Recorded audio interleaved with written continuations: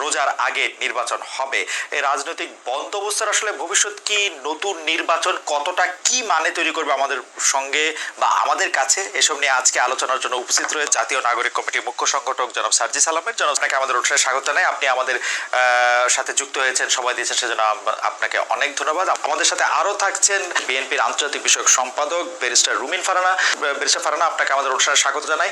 আপনি আমাদের সাথে যুক্ত হয়েছেন, সেজন্য আমাদের শুভেচ্ছা ও কৃতজ্ঞতা জানাবেন। অনেকগুলো বিষয় নিয়ে আমরা যেহেতু আলোচনা করতে চাই, আমরা একই কিছু বিষয় নিয়ে আপনাদের দুজনের কাছে একই প্রশ্ন করতে চাই। আমি ৭১-এ পরাজিত শক্তি যেমন পারে নাই, শাহবাগের পরাজিত শক্তিও পারবে না। গণতান্ত্রিক মধ্যপন্থাকে আমরা বাংলাদেশে মূল ধারা করে তুলবো ইনশাল্লাহ। ইসলাম বিদ্বেষ চলবে না, বাবু বয়ান দাদাগিরিও চলবে না, কোনো বয়ানের রাজনীতি চলবে না। আসলে নেগেটিভ যুগে চলে গেছে বাংলাদেশ। মূল্যবোধ ভিত্তিক রাজনীতি শুরু করতে হবে। 5 তারিখের পর এটাই পথ।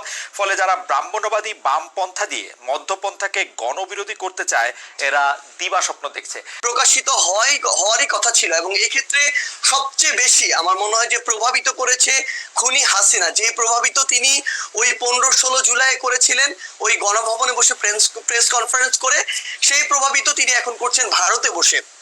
তিনি যখন এখনো তার জায়গা থেকে এমন টোনে কথা বলেন, যে এই টোনে তিনি কথা বলেছিলেন ওই জুলাইয়ের আগে, তিনি যখন এখনো তার ভিতরে বিন্দুমাত্র কোনো অনুশোচনা দেখা যায় না, কিংবা তার যে কথা বা এই যে এতগুলো খুন করেছে সেগুলোর জন্য যে দায় নেওয়ার যে বিন্দুমাত্র মানসিকতা, সেটাকে বিন্দুমাত্র অ্যাড্রেস না করে, বরং যারা এই অভ্যুত্থানের সাথে সরাসরি সম্পৃক্ত তাদেরকে প্রত্যক্ষ এবং পরোক্ষভাবে বিভিন্ন রকম আবার ওই ট্যাগ দিয়ে যখন উপস্থাপন করার চেষ্টাটা করা হয়, এই যে এতগুলো মানুষকে খুন করা হয়েছে তার নির্দেশে, সেগুলোর জন্য বিন্দুমাত্র তার জায়গা থেকে সহানুভূতি না দেখিয়ে, বরং তার ওই পূর্বের ইতিহাস দিয়ে যে সিম্পেথি নেয়ার যে তার একটি প্রক্রিয়া সবসময় তার ভিতরে দেখা গিয়েছে, সেটা যখন তিনি আবারও করেন, তখন মানুষের ভিতরে একটা ক্ষোভ তৈরি হয়।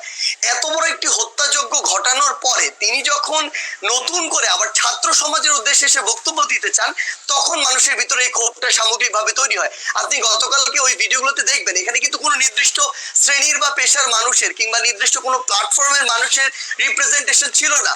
সকলে এই জায়গায় ঐক্যবদ্ধ হয়েছিল যে এই বিষয়টিতে তাদের অবস্থানের ক্ষেত্রে। সার্জিস আলম, আমার কয়েকটা প্রশ্ন আছে। আপনি কি কালকে শেখ হাসিনার বক্তব্য শুনছেন?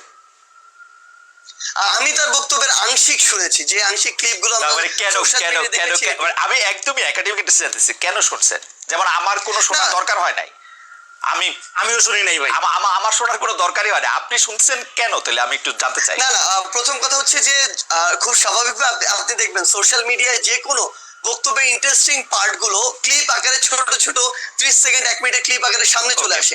এরকম একটি ক্লিপ সামনে চলে এসেছিল, যেই জায়গায় ওই ক্লিপটি বিভিন্ন জায়গায় এসেছে, যেই ক্লিপটি আসলে এরকম করে রিপ্রেজেন্ট করছিল যে তিনি আবার ওই আগের, আজকে থেকে 6-8 মাস আগে যেই কথাগুলো বলে তিনি 16 বছর কাটিয়েছিলেন, সেম সিম্প্যাথি নেওয়ার কথাগুলো তিনি আজকেও দাঁড়িয়ে বলছেন। এবং আপনার কাছে কি সিম্প্যাথি, মানে আপনি